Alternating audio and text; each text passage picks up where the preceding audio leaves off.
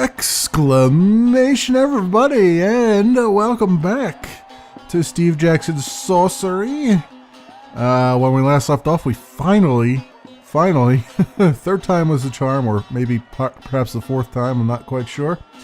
We finally got rescued the child from the well, or from the cave beneath this area, Tempani or Terampani or whatever, however you pronounce it. And we killed the heinous beast. We've had some partying. We got our stamina back up to full. We only have 2 rations left, which is kind of has me worried a little bit. But we might be on the final leg of our trip here, because our next stop off is Sorcery. So let us do it. Let's do it.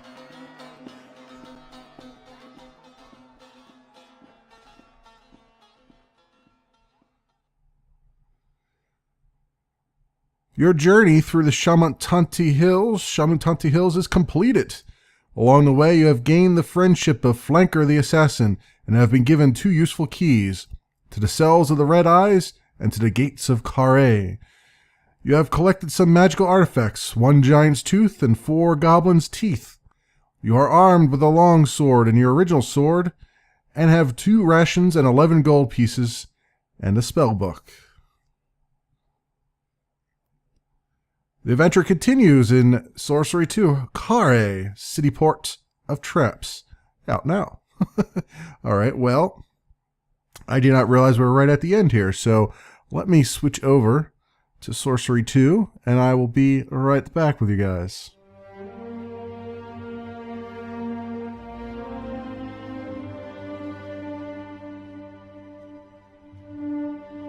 The crown of kings has been stolen by the Archmage and taken across the backlands to Mampang. You have been sent to get it back.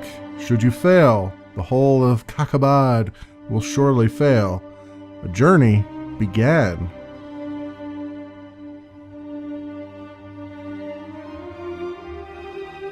From the outpost settlement in Analand, you crossed the Shamantanti Hills.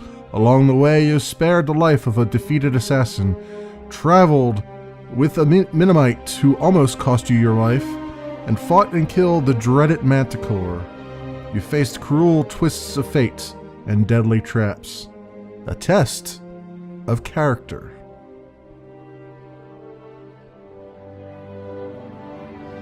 To survive, you used your blade often.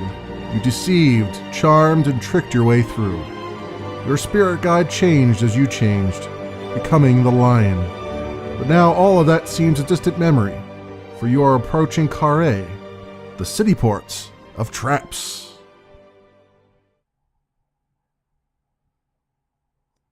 Founded on a ford of the Jabji River, Sorcery was once a camp for the pirates who ambushed merchants sailing from Lake Lumle to the sea. But the camp grew. It became a village. The village became a town, and now Sorcery is a magnet for ne'er-do-wells and thieves, ruled over by a council of villains. It cannot be avoided. Let the city do its worst. Let's say it cannot be avoided.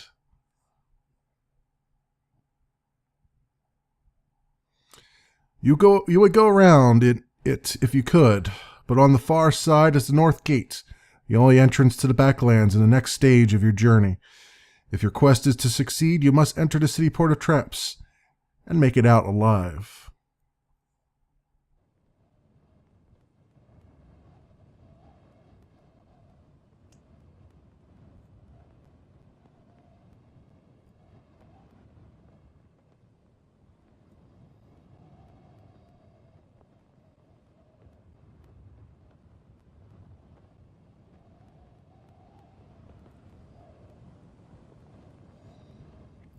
Twilight already. The great city of Sorcery has loomed large on the horizon all day, but has been slow to reach, the path tracing great loops back and forth through a deep and narrow pass. You have not seen a living soul except once, when a dark figure raced across the hilltops overhead and then was lost from view. So you are naturally cautious when you round a bend in the path and see a beggar, crouched low against a rock, muttering to himself. Alright, let's see what the beggar has to say for himself.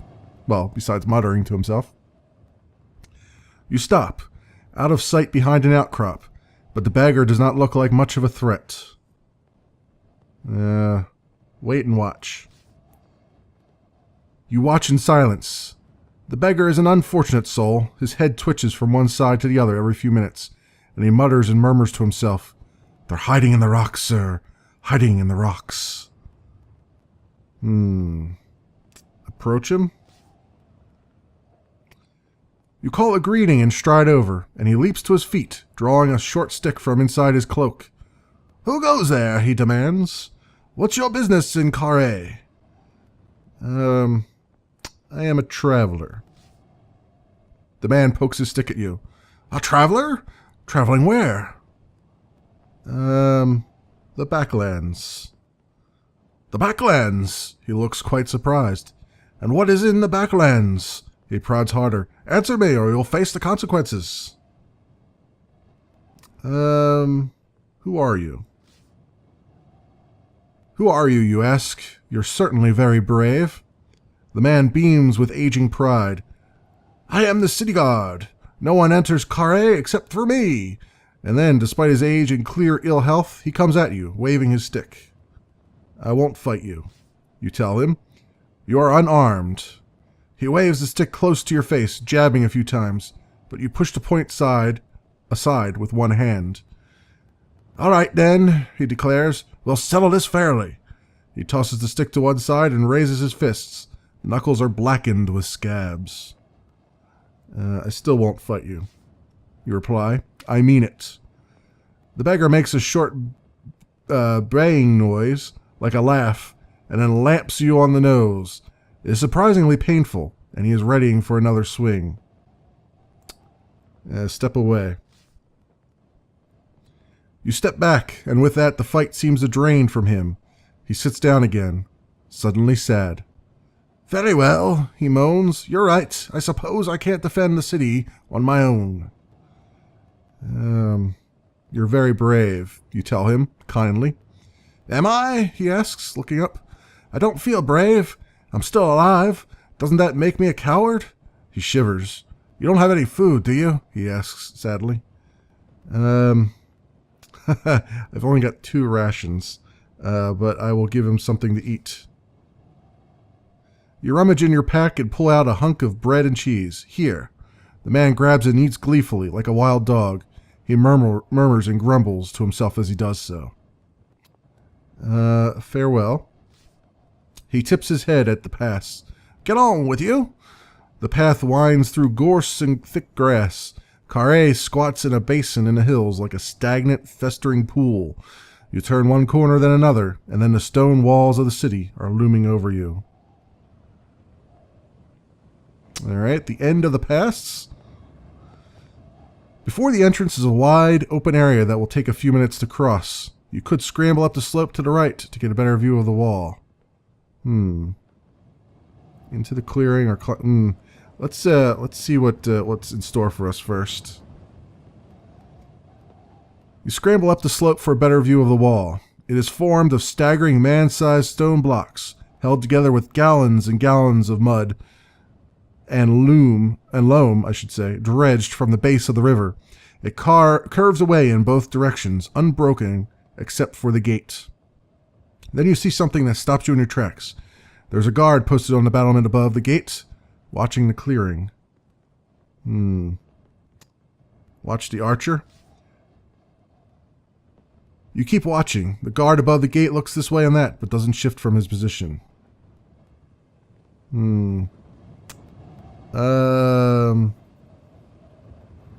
Well, I guess if he's gonna shoot me, let's see if he shoots me. Let's go and just go down into the pass. Let's not make a run for it. There is nothing else for it. You put up a hand and call out. The archer lifts a hand to shield his eyes against the sun. "Who goes there?" he bellows. "Friend or foe?" Friend. "Friend," you cry. "Ho, is that so?" the archer shouts back. "Then what's the watchword?" The guard sees your hesitation at the question, cocks an arrow, and waits to see what you will do.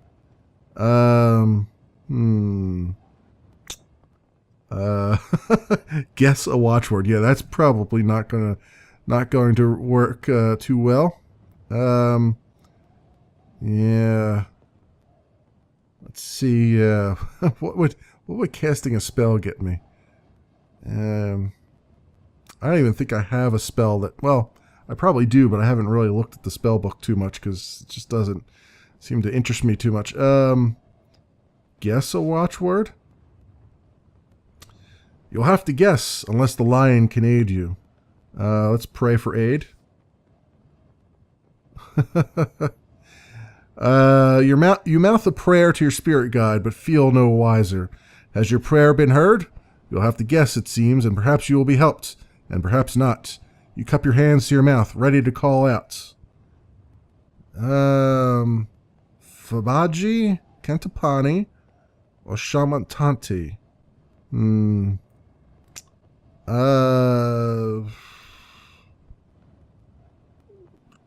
Cantapani? Cantapani, you call. The guard considers this for a moment, then lowers his bow. Approach, he calls. It seems your prayer was answered. Oh, there we go. Somehow that worked out in the end. Okay. Approaching the gate. The south gate stands before you. It is as tall as 2 men and would be broad enough to ride 3 horses through, if only it were open. But instead it is locked, and there is no other way into the city. Luckily, of course, you have a key. Nice. Let us unlock the gate. You quickly remove the Svin Chief's key from your pack and slip it into the lock. The tumblers click as the key turns. Wait or go and... Wait. You wait a moment, heart pounding in your chest. Has anyone heard you? You hear nothing through the door. Okay. Go inside. You slip through the gate, and it slams shut behind you. Key still in the lock. Whoever the next ruffian to visit Kare may be, he will be grateful for your little gift. Then a moment later, 2 guards appear around the corner of the yard. Strong, expert hands grab your wrists. You're dragged, pulled, and forced into a low stone building just by the gate. Well, I came as a friend. I came as a friend. You don't want friends? No, you want prisoners, apparently. The door of the stone building is slammed, and the lock turns over behind you. You look around. The walls are stone, and the windows are barred. A bench against one wall is the only piece of furniture, where an old man sits. He is dressed in dirty robes and seems in a sorry state. Okay. And there's apparently a rat there, too. Greet him, I guess. Why not? Hey, cellmate. You step towards the shadowy bench. Greetings, old man. He ignores you. He is concentrating hard on something on the ground just in front of him. A collection of small stones scattered as though for fortune-telling. After a moment, he gathers them up, and tosses them again. You notice that his other hand is missing completely. The left sleeve of his tunic hangs limp by his side. Look at his stones. You step over to peer at his stones, but he snatches them up quickly into his palm. If you want to play, he says defensively, then you'll have to bet. Play what? Why, the man replies with a shark-like grin, swindle stones, of course. Swindle stones? You ask, intrigued. Stranger in town, don't know how to play? Better and better.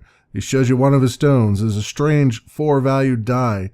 Sit. He pats the bench beside him with his one hand. Play. We can talk while I beat you. All right. You'll have to teach me the rules. My lucky day, he grins with his one remaining tooth. It's easy. We each roll our dice in secret, but we bet on what we've rolled in total. You call it if you think the other player has bid too high. The loser gives away a die. You go over to the bench, intrigued. All right, well, I didn't quite get that, but let's... I guess we'll see here. The old man drops 4 dice into your palm and sweeps away a patch of dust on the bench for you to play. I'll go first, he says, waving his hand. Show you how it's done. Okay.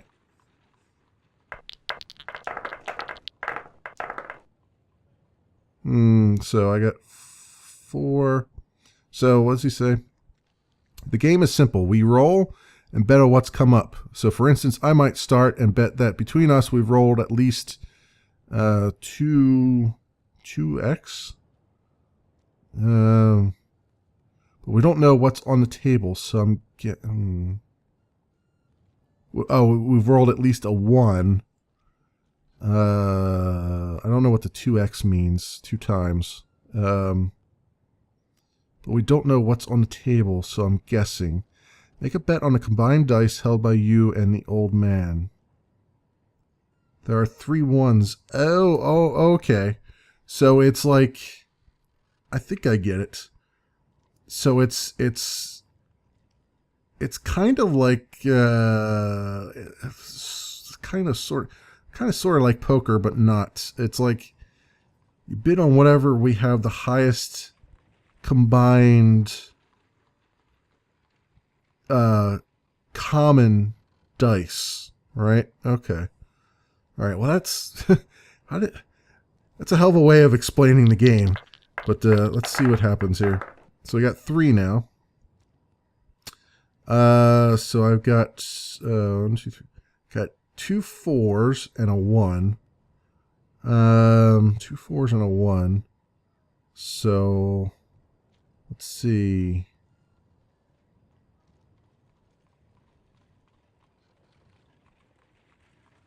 So this is like bid 1 4. 2 4s and a 1, huh? Let's assume that there's at least, well, there'd have to be at least 3 1s then, right? So let's do 2 4s.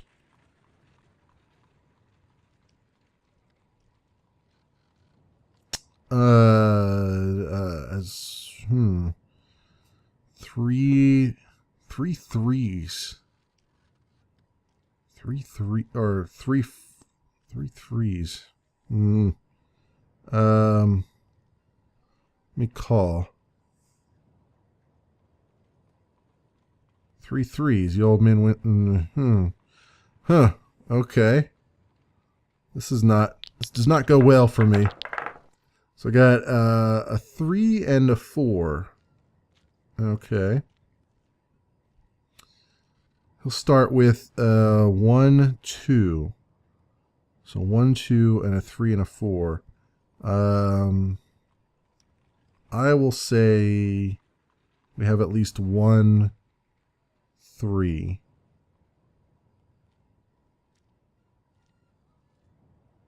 He says 1 4. Okay. Which I have. So that would be then, we know that I would say then 2 4s then, right? He's saying 3 4s. All right, so then I call him because I think he's gone too high. There's only 2 4s, so I won that one. Okay, I think I'm sort of getting the hang of this, kind of. This is a very, very strange one, I have to say. So I have 2 2s. All right, so I will bid 1 2.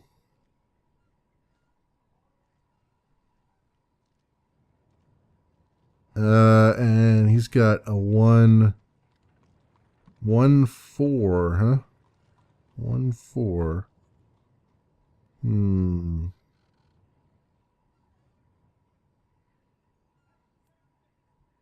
So, which means he's probably got 1 4. Does he have 2 4s though? That is the question. Let's do, let's say that there's 3 2s. Let's see what happens.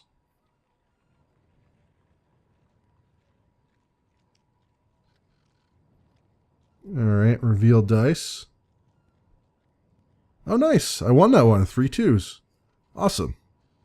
Okay. Now we're both down to 2 dice now.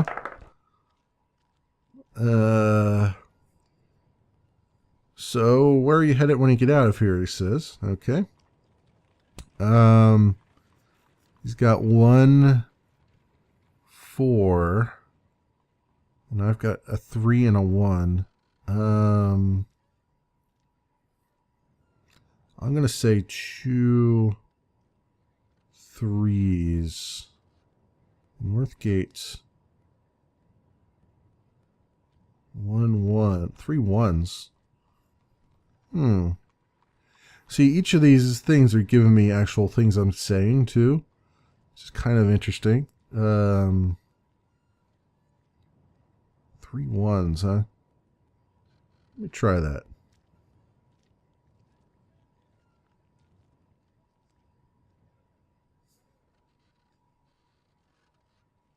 Nah, 2 1s. I should have known. Should have known there'd only be 2 1s, because we only had 2 dice each. That was stupid of me. So we'll say 1. So I have 1, 2, 3, 4. I have 1 4. So let's just say 1 2. And he says 1 3. Alright, so 1 3, huh? I'm going to say 1 4.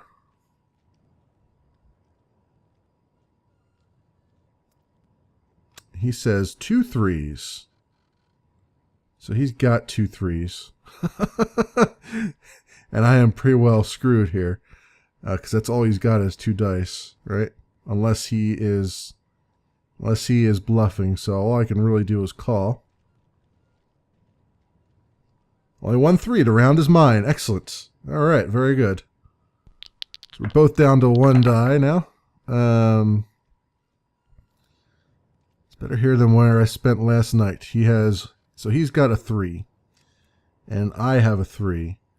So I'm going to say 2 3s.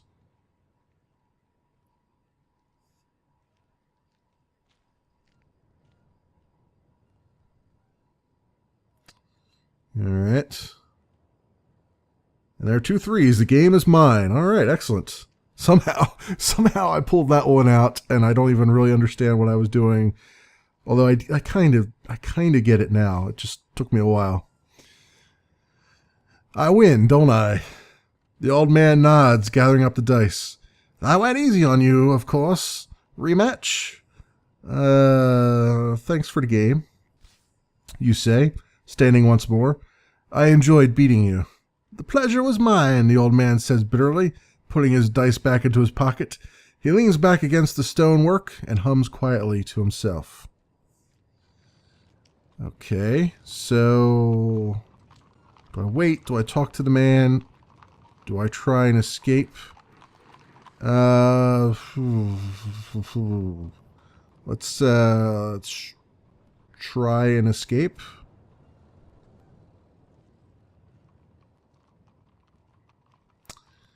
You go over to the door, locked, of course, from the outside. Try the copper key in the lock. Then you have a sudden rush of relief. Of course. Didn't the blind man outside Kristatani give you a key to escape the cells of Carre? You pull it out of your pack, grateful to not have dropped it in your travels. You put it in the lock. It fits. Open a door. You turn the key, but it sticks. If you push much harder, you risk snapping the key.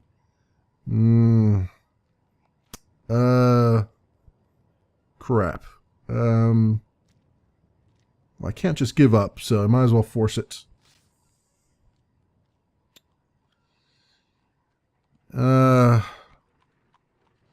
You give it one more hefty twist, and the old copper bends and breaks off in the lock.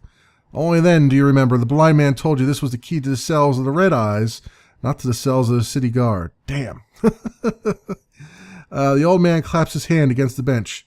Oh, very good, he sneers. I wonder if that means they won't be able to unlock it from the outside either. All right. Try picking the lock. You dig through your pack for something to pick the lock with, but you have nothing that's suitable. You try the tip of your sword, but it is, of course, far too long. After a few minutes of frustration, you give up. The old man laughs at you. Might as well try using your nose, he remarks. Do something else. You walk away from the door. I guess all I can do is wait now. There seems no good alternative. You settle down to wait. Hours pass, but the guards do not return. Night falls, and you stretch out on the floor to rest. No doubt when the guards come in the morning, you will be able to persuade them of your innocence. You have already eaten today, so you are quite comfortable. Soon you are feeling sleepy. Across the room, the old man is already dozing, or pretending to doze, wrapped in his rags. Can you afford to sleep? What if he attacks you overnight? Or what if the guards come? Trust him.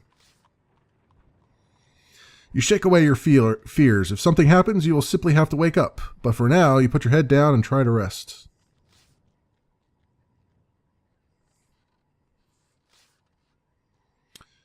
Your dreams, when they come, are of the wall, like a towering monster, drenched in moss and slime.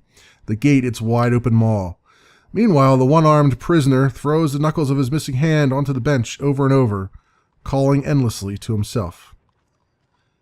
And it is as though you can see the crown sitting in the dust of the far side of the north gate, so close and yet out of reach. The next morning, come sunrise, you feel better for the night under shelter. As you wake, you hear a sound at the door. The guards. They must be satisfied that you are no threat, as they open the door and shove you and the old man out into the morning sunshine. Alright, well, I lost that key, which kind of sucks. I won't miss you, the old man declares as he strides away. You watch him walk off and are reminded of your suspicions as to his honesty. Check your pack. Your distrust turns to certainty, and you check your pack. It's hard to be sure exactly, but searching through, the giant's tooth seems to have gone missing. You shout after the old man to slow down, but he's some way ahead now, and has reached another junction and turned right. Well, of course. At the end of the yard, the road splits. Looking left, you see the guard lined up in rows, running drills. Best not to head that way. To the right, the road leads towards the first buildings of Carré. All right, let's head into the city proper. You follow the road away from the yard along the bottom of a cliff edge. Look up at the cliff. Carré is built on a series of natural steps. In the past, the river flooded every autumn, drenching the land and keeping it fertile. But since the city was raised and the river dammed, the floods have stopped. Now the trees look thin and skeletal, and the soil underfoot is like dust. Suddenly, something erupts from the tree line overhead and rolls down a slope just in front of you. It is a body. Keep back. You hang back, watching as the body, a black elf, by the look of it, bumps and batters its way down the slope to land in a rough heap. Yeah, I'm just going to leave it. There is nothing to be done. You are too late to help after all. You continue along the path. You pass an inn closed up for the daytime before reaching a crossroads. And we have reached a crossroads in this episode. Thanks so much for watching, everybody, and I will see you next time.